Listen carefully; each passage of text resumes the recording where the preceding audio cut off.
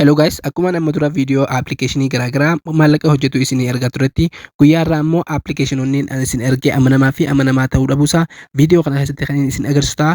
Akkasumas viidiyoo kana keessatti wantoota sadii ni bartu. Jalqaba irratti appilikeeshinoonni ani isin agarsiise amanamaa ta'uusaa isin agarsiisa. Lammaffaa irratti ammoo peeyibaalii karaa sirriitiin baname maallaqa fudhachuu fi fudhachuu dhabuusaa isin agarsiisa.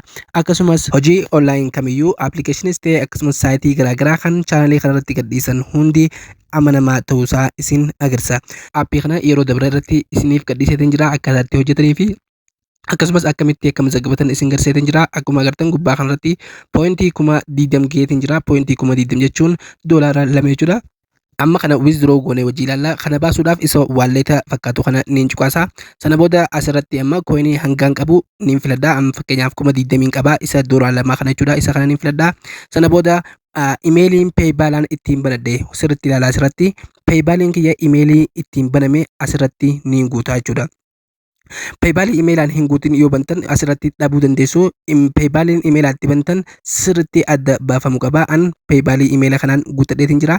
Sana booda ergaan haala kanaan guutee imeelii kiyya gaddeemee kunoo akkuma agartan isa reediim jedhu kana niin filadha. Sana booda imeeliin kee sirrii akka ta'e si gaafata. Asirratti imeeliin kee sirrii taanaan isa yes jedhu kana ni filattu. Haala kanaan amma isa okay jedhu filadhee hanga guyyaa 3 eeggadhee sana booda keessaa baha. Guyyaa 3 booda kallattumaan naaf seena jechuudha. Kunoo akkuma agartan gubbaa kanatti duraan 20 poointiin qaba ture. Poointiin tiyya kallattumaan karaa peeyibaala kiyyaa kutte jechuudha. Amma kallattumaan mee peeyibaala kiyya seenee maallaqa hangam akka qabu isin agarsiisa. Maallaqa hangam akka qabuu fi akkasumas eega guyyaa 3 booda peeyibaala kiyya hangam akka qabu isin agarsiisa. Jalqaba irratti peeyibaala kiyya niin seena. Kunoo peeyibaala kiyya keessatti saantima hanga kanaatu keessa jira. Guyyaa 3 booda ammoo deebi'ee wajjin ilaalla. A few moments later. Okay guys, kallattumaan kunoo guyyaa 3 booda deebi'ee aappichi dhugaadha moo dhugaa miti kan waliin ilaallu ta'a.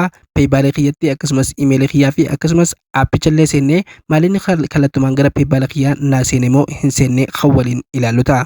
Jalqaba irratti kunoo akkuma agartan aappiin isa gubbaa irra jiru kana aappicha kana banee isin agarsiisa. Dura histirii ilaala. Sana booda isa waallet jedhu niin cuqaasa. Kunoo akkuma agartan isa 10,000 illee hojjedheetiin jira guyyaa 3 kana keessatti. Kunoo akkuma agartan success naa jira jechuudha. Maallaqni kiyyaa kallattumaan gara peeyibaala kiyyaa akka seene natti himaa jira. Amma mee as keessaa ba'ee kallattumaan ammas imeela keenya ni seenna. Imeela keessatti ergaa nu erga jechuudha. Aappichi yookaan ammoo imeelii peeyibaala itti bananne keessatti maallaqni kamiyyuu nu seennan achirratti jalqaba ergaa nu kennaa yookaan ammoo maallaqni yoo hafe ammoo dogoggoraan hafuusaa achirratti nu hima. Jalqaba irratti imeelii kiyya niin seena. Imeelii kiyya seenee kun akkuma agartan gubbaa kanarratti miseejiin naa dhuftee jirti. Miseejiin baga gammaddee maallaqni kee kallattumaan si seenee jira kanaan jedhu kunoo akkuma agartan haala kanaan jalqaba irratti imeelii kiyya keessatti naa dhufa. Imeelii kiyya keessa haala kanaan erga naa dhufee ammas as keessaa bahee peeyibaalii kiyya niin seenaa jechuudha.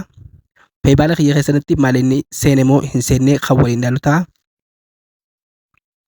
Boom guys, kunoo akkuma agartan maallaqni kiyya kallattumaan karaa peeyibaalii kiyyaatti naaf seenee jira. Akkasumas miseejiin aappicha na ergee kunoo haala kanaan asirra jira. Chaanalii kana keessatti saayitis ta'e akkasumas aappii garaagaraa kan isin dhiyeessu isa amanamaa ta'ee fi akkasumas kan ifii teestee godhee arkeera. Namoonni aappii kana hin beekne ammoo hin mazaggabatin diskiripshinii irratti viidiyoo kana isiniif kaa'ee jira. Kallattumaan aappii kana mazaggabachuudhaan irraa hojjechuu dandeessu. Waan daawwattaniif baay'ee galatoomaa. Haga viidiyoo biraatiin walitti deebinutti nagayaan naa tura.